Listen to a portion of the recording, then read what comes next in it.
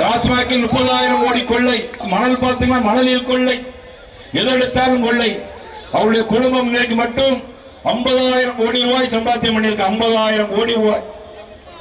ஆனால் இவ்வளவுக்கும் காரணம் யார் என்று சொன்னால் திராவிட முன்னேற்ற கழக அரசு. அரசு அதிகாரிகள் இன்றைக்கு சொல்வதை செய்வதில்லை. நீதிமன்றம் சொன்னால் இந்த அரசு ஏற்று செய்வதில்லை.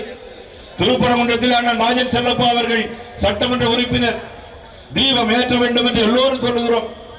ஆனால் நீதியரசர் நீதி வழங்குகிறார். 10 பேரோடு போய் போலீஸ் கமிஷனர் அங்கே தீபம் ஏற்றலாம் என்று சொன்னால் இன்னைக்கு தீபம் ஏற்ற முடியாது என்று சொல்லுகின்ற மறுக்கின்ற ஒரு அரசு இந்த காவல்துறை. காவல்துறையை கெட்டு போய்விட்டது. காவல்துறை ஈரல் புறையோடி போய்விட்டது. காவல்துறை தமிழகத்தில் இயங்கவில்லை. காவல்துறை இந்த தமிழக அரசின் ஏவல் துறையாக மாறி இருக்கிறது. ஒரு டிஜிபி கூட போட முடியாத அரசு எப்படி காவல்துறையை கையில் வைத்து சட்டம் ஒழுங்கை பராமரிக்க முடியும்? சட்டம் ஒழுங்கை முழுவதும் கெட்டுவிட்டது.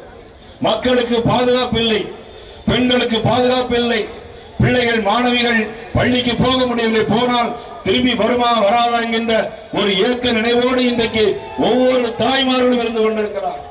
ஆகவே தான் சொல்கிற இந்த அரசை நாம் தோற்கடித்து ஆக வேண்டும். நிச்சயமாக நீதி வெல்ல வேண்டும்.